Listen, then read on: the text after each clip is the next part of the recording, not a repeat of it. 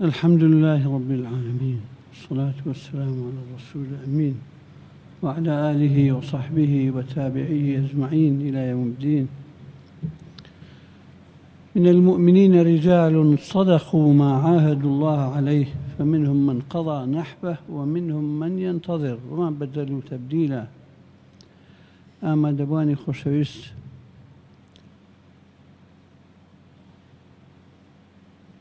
برای بەڕێزمان جەنابی کاک عەباس، براکان مامۆستایان، ئامادەبوان هەموو، ئەسسەلامو عەلەیکوم وەڕەحمەتوڵڵاه. بۆ نەیەکی خەم ناکا بێگومان، چونکە هەموومان چاوەڕێ نەبووین مامۆستا گۆران وا زوو بڕوا، لای خوا نووسراوە، ئێمە نەمانزانیوە. نەزانینی ئێمە نابێتە حوجەت، بەڵگە نییە، خوا خۆی ئەزانێت چیەکە. بۆیە ئینا لله وئینا ئیلەیه ڕاجعون. ئێمە هەر ئەوە ئەڵێن، ئەو سرودە جاویدانی ئەڵێن کە خوایە ئێمە هەمومان هی تۆین، بۆ لای تۆش ئەگەڕێنەوە، بە ئەمری تۆ هاتین، بە ئەمری تۆ ئەڕێنەوە. ئەگەر چاومان فرمێسکە ڕێژەیە، ئەگەر دڵمان ناڕەحەتە بێ، بەڵام شتێک ناڵێن تۆ لێی ناڕازیبی یا ناڕازی بوون دەربڕین، خوانم خاص. بۆیە ئەو بەشەی کە بۆچی لەم کاتە، لەم گەرمەی گەنجی و عەتا و بەخشندەیە، لەم تەمەنا، لەم پێویستیەی کۆمەڵگەی ئێمە، گەنجانی ئێمە بۆ کەسایەتێکی وەکو مامۆستا گۆران بۆچی ئەیباتەوە؟ ئەوە ئیشی خوایە، خوا باشترە زانێ. یەک دەقیقە، یەک سانیە پێش و پاش لە ئەمرەکەی نابێ. بۆیە ئەبێ تەسلیمی ئەوە بین و قسە لەسەر ئەوە نەکەین، قسە لەسەر ئەوە بکەین کە مامۆستا گۆران گەنجێکی ئەم وڵاتە بوو، ئەوەی کە ئێمە ئەیناسین 30 ساڵێکە بەردەوام وەکو پیاوێکی کارامە، وەکو پیاوێکی بەسەلیقە، وەکو خەمخۆرێکی گەنجان و لاوان بە تایبەتی، وەکو کەسایەتێکی پێبوو سنگین مامەڵەیە کرد. ئەتوانی بڵێ ئەوەی کە لەسەری بوو لە عومرێکی 70 ساڵیە، لەو چەند ساڵەی خۆیان بەجێهێنا، پێشوەختە ئیشی خۆی کردو. بۆیە سواز بۆ خوا، وەلا نوزەکی عەلى الله ئەحەدا. وا هەستەکەین، وای بینیومانە، واش ئەیبینین کە توێشووی باشی پێیە، ئینشاءڵڵا بەشی خۆی و ئینشاءڵڵا شەفاعەتی کەسوکاریشیەکە، شەفاعەتی براو خوشکانیەکە، شەفاعەتی ئێمەکە. بەلای کەم شانازیەکی گەورەی بۆ ئێمە بەجێ هێشتووە، ئەوەی کە دیارە شانازیەکی گەورەی بۆ ئێمە وەکو یەکگرتووەکان، بۆ ئێمە وەکو کەسوکار و خزم و دۆستان، بۆ ئێمە وەکو ڕابوونی ئیسلامی کە گەنجێکی نمونە لە ئەخلاق، نمونە لە هەڵسوکەوتی جوان، نمونە لە ئەخلاقی پەسەند، نمونە لە دڵسۆزی و خەمخۆری، لە پێبوون و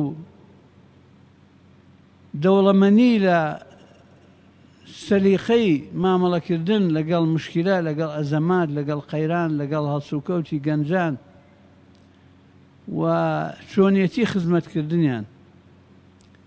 ئەو نمونەیە نابێ بێعیبرەت بڕوە، ئەبێ هەمومان بە تایبەتی گەنجەکانمان زۆرتر سوود لەوە وەرگرین، پیرەکانیشمان دڵخۆش بین بەو گەنجانەمان کە خزمەتەکەن. سواز بۆ خوا، مامۆستا گۆران جوان ژیا و ڕێک و پێک ژیا و سەربەرزانە ژیا لەم وڵاتە کە ئەکرا بە شێوەی تر بژی، وەکو خەڵکی نەکرد، وەکو خۆی کرد، وەکو براو خوشکەکانی ڕێی خوای گرت، ئەمری خوایشی بەجێهێناوە.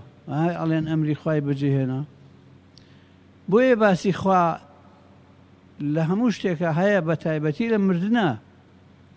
باسی ئەمری خوا زۆر زەقە، چونکە مردن نەخۆی کەسەکە نەکە سوکار و دەوروبەری چاوەڕێی مردن نین، بەڵام ئەمری خوا لە سەرووی ئەمرەکانەوە.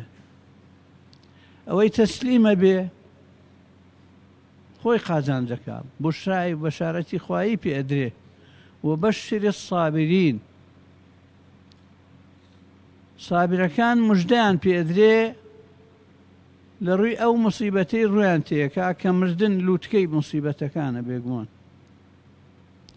ئەگەر خوانێکا سەبر ناگرێ، ئارام ناگرێ، تەسلیم نابێ، خۆی ملە جیڕەیەکا و ئەوێ تەسلیم نەبێ چیەکە؟ غەیری ئەوەی کە خۆی مەحرومەکە لە ئەجر، غەیری ئەوەی کە بێ توێشوو ئەبێ، هیچ سەوز ناکە و ئەوەی کە ئەمری خوای بەجێهێناوە ڕۆشتووە بۆ حسابی خۆی، ڕۆشتووە بۆ محتاجی ئەوەیە دوعای خێری بۆ بکەین، دوعای دەرەجە بەرزی بۆ بکەین، دوعای مەغفیرەتی بۆ بکەین، چونکە ئەو ڕۆشتووە. ئێمەین کە ماوین ئەبێ ئاگامان لە خۆمان بێ. بۆیە بەم بۆنە خەمناکەوە سەرخۆشی پرسا دڵدانەوە هاوخەمی دەرئەبڕین بۆ کە سوکاری بەڕێزی ئەم برا بەڕێزەمان بە تایبەتی جەناوی کاک عەباس و کە سوکاری براکانی خوشکان و هەموو ئینسانێکی دڵسۆز و خەمخۆر بە تایبەتی یەکگرتوەکان کە چاکە ئەیناسن، گەنجەکانی یەکگرتو چاکە ئەیناسن، ئەزان کە پیاوێکی گەورە بوو و لە دەستدانیشی کلێنێکی گەورە دروستەکە. ئەبێ لێرەوە گەنجەکان بڕیار بن کە هەمویان وەکو گۆران بن و تەکمیلەی ئەو مۆسیرەیە بکەن، تەکمیلەی ئەو کاروانە بکەن.